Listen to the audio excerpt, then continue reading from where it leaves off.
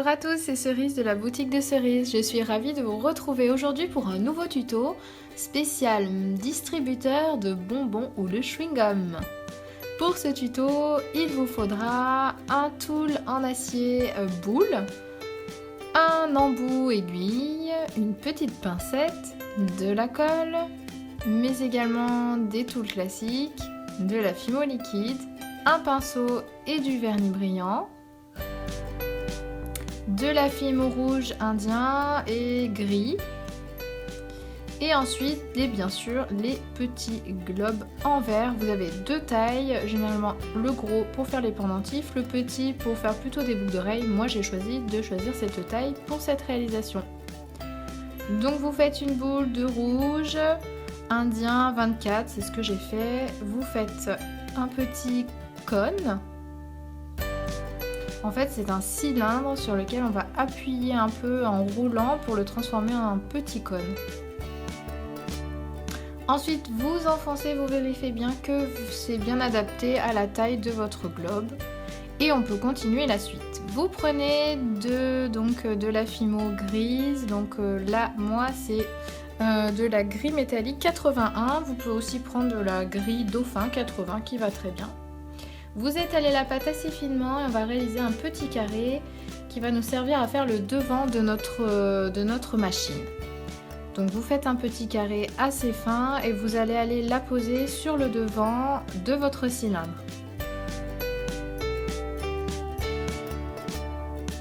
Une fois qu'il est collé, vous roulez légèrement pour pouvoir l'enfoncer dans la pâte et qu'il ne soit plus vraiment en relief et qu'il soit vraiment incrusté dans votre cylindre. On vérifie que tout va bien avec notre petite boule, que tout est bien homogène et ensuite on s'attaque à faire la petite encoche avec le dotting tool rond qui normalement est l'endroit par lequel sortent les friandises. Ensuite on va réaliser le devant, donc la petite manivelle qu'on tourne après avoir mis la pièce dedans. Donc moi j'ai fait un tout petit boudin avec un petit rond de pâte et je suis venue le coller devant.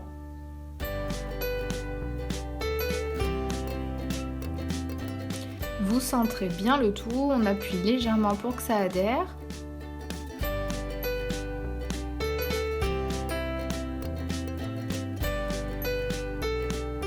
Et ensuite on va venir travailler un peu texturé pour donner un petit côté réaliste de ces vieilles machines qui sont souvent faites d'arabesques, de petites incrustations métalliques. Donc là, libre cours à votre imagination. Moi j'ai fait des petits dessins sur tout le contour. J'ai fait la petite zone un peu ronde en haut, là où on est censé mettre la pièce pour avoir notre friandise.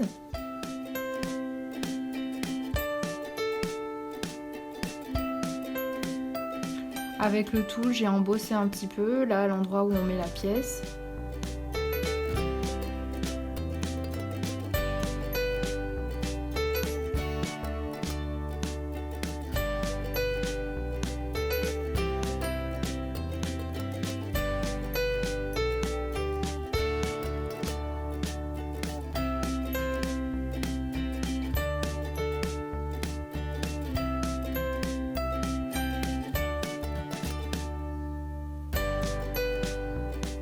Ensuite, je suis venue faire les petits traits qui font le relief de ce cône qu'on trouve sur ces vieilles machines à bonbons. Donc j'ai travaillé sur photo, j'ai trouvé la photo d'une de ces machines et puis j'ai essayé de reproduire au maximum les ressemblances. Donc j'ai fait ces petits traits, ça donne un côté réaliste et puis elles sont vraiment comme ça avec des petits traits. Ensuite on s'attelle à faire les bonbons. Alors là c'est la partie la plus longue de tout le tuto. Il faut de la patience, vous choisissez les couleurs que vous voulez, vous les mettez de côté et ensuite on va travailler le chapeau de notre machine. Donc vous étalez de la pâte rouge assez finement mais pas trop et vous prenez l'embout boule en acier. Vous en prenez un de taille qui correspond à peu près à la taille de votre globe et vous venez le positionner dessus. Et ensuite, une fois qu'il est bien collé, on va découper juste comme un chapeau avec la lame de rasoir sur le dessus. On va venir faire un petit trou en haut Si vous voulez accrocher votre création en porte-clés par exemple, ça vous servira pour après. Et donc ça passe au four, vous mettez tout au four, tout ce qu'on a fait précédemment, donc le chapeau, la base, des petites billes. Et vous pouvez sans problème passer au four votre tool à embout boule, même s'il y a du plastique autour, à 110 degrés, ça le supporte. Donc vous passez au four votre chapeau. Une fois que c'est refroidi, vous l'enlevez de votre boule. Et on va venir glisser à l'intérieur, comme c'est creux et qu'il faut que ça adhère à notre globe, on va venir glisser de la pâte Fimo. Vous prenez n'importe quelle couleur, de toute façon ça se verra pas. Moi j'ai pris de la pâte qui était salie et vous en mettez dans le fond de votre capuchon.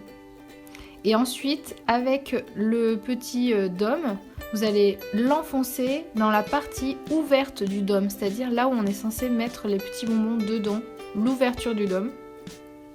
Ça va en faire l'empreinte de cette ouverture. Et vous allez repasser tout ça, juste le capuchon, pendant 20 minutes à 110 degrés au four.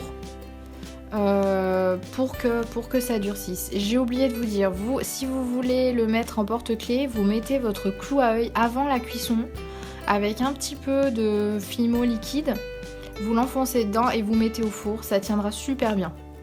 Voilà, donc là, une fois que c'est cuit, tout est cuit, on vernit. Donc en plus, vernis brillant, je trouve que c'est adapté, comme c'est du métal assez brillant, généralement c'est machine. Pendant que ça cuit, et qu'est-ce qu'on fait? On met nos petits bonbons dans le globe. Donc moi j'ai fait les couleurs classiques que je trouvais sur la photo, des bonbons, des chewing-gums qui sont dans ce genre de machine. Vous remplissez, vous pouvez faire à moitié plein, ou complet en plein, c'est comme vous voulez. Et une fois que la pâte Fimo est refroidie, on vient coller le capuchon. Donc vous vérifiez bien l'encoche corresponde et vous verrez, vous n'aurez aucun souci à coller puisque déjà vous aurez eu votre pâte Fimo à l'intérieur cuite qui maintiendra le tout. Et ensuite un petit peu de Fimo sur la base pour coller la base du globe.